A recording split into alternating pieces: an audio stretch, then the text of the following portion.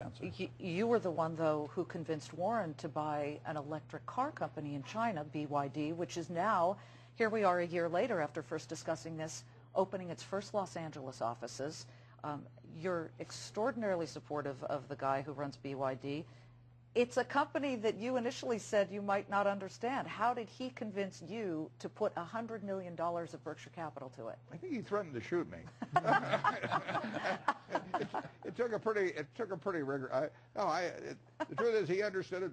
I'm sure Bill understood it, and I didn't. But I had enough confidence in Charlie that in this game he knew a whole lot more about it than I did, and he's right. Bill, when you looked at the BYD investment, what jumped out at you about it? Well, it's a company that's got a great culture of invention. It's got a lot of engineers. It's moving very fast. What, 10,000 engineers, right? 15. I thought it was 16, but it's 16. 15. It's going up every minute. Yeah, going up every minute. And the need for batteries, both in the car and the grid, is pretty phenomenal. And as a side business, they happen to make conventional cars, and they've done extremely well at that. The three of us are looking forward to going over later this year. We're going to actually look at this incredible company. The fellow's unbelievable that runs it, and Charlie convinced me of that. How almost sad then, though, that now it's the U.S. companies that are finally coming around to making good quality cars. Charlie, what do you think? General Motors, for example. Well, I'm glad they're making better cars. It's true. Is it too late, though? Well, it would have been better if they'd gotten better earlier. The world benefits no matter where it comes from. I mean, you know, the fact that penicillin came from England doesn't mean we don't benefit from it. You know, it's not a zero-sum game in the world. We ought to be very happy if General Motors comes up with a wonderful electric car. We ought to be very happy if BYD comes up with a wonderful car. It's the world will benefit, and it's great that lots of people are finally paying attention. Bill, does it amaze you that Charlie and Warren are, well, Warren's going to turn 80 in August. Happy birthday in advance. Thank you. Charlie, 86. Maybe the only time to give it to me. Charlie's 86. But these guys think like young whippersnappers who are at the height of their game. Absolutely. Staying around them invigorates me, helps me to learn new things. I love their youthful attitude. Well, we have a lot of fun. I like your attitude, Bill, and I'll be very happy when you're gone. I'm happy when you're gone. He'll have good memories. Charlie's going to outlive me.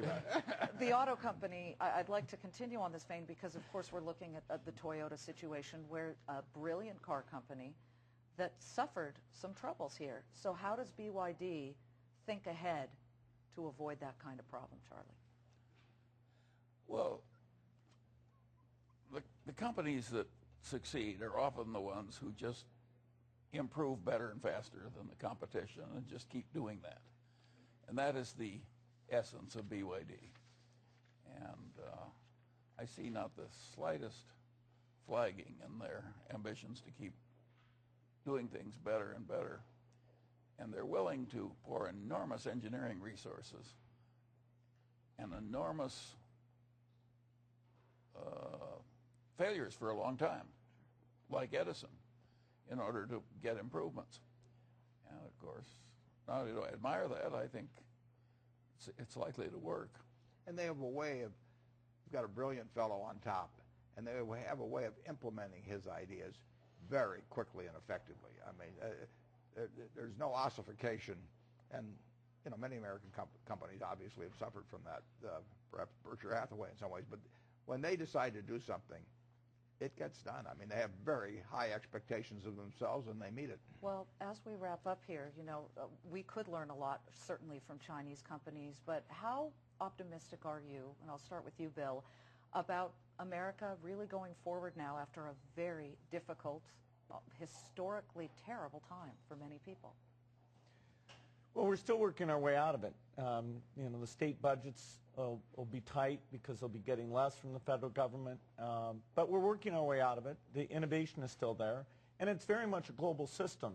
You know, I toured college campuses last week and met some of the bright kids who are thinking not only about innovation, but also about innovation that reduces inequity. So, you know, we're way better off than ever, and this is going to be a great time for the country. Charlie, do you have fear, hope, or a little bit of both?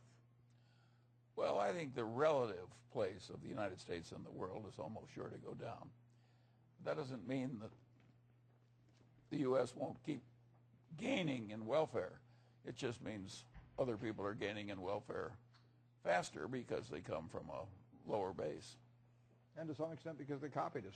I mean, Yes. we have a terrific system that we've exported the system to some degree, and people have learned from it. But when you think of a country that's gone through a civil war, you know, a couple of great wars, Great Depressions, panics, all kinds of things, and in the end, decade by decade, people live better in this country. And I think it is a lead pipe cinch that 20 years from now, 30 years from now, people will be living better than today. But looking at you, traversing that floor on Saturday, it seemed like you were full of ideas, full of hope and vitality for the future. Is that how you see it? Yeah, and so are the American people. I mean, you know, they may run into roadblocks occasionally, or the system may get messed up, the engine may have some hiccups, but it works over time, and it'll keep working. Warren Buffett, Charlie Munger, Bill Gates, thank you once again for appearing here together. It's so valuable, I think, for our viewers to hear your perspective. I thank you very much. Thank you. Really appreciate it. Same time next year, Yep. okay? Okay. Stuart, Okay. great.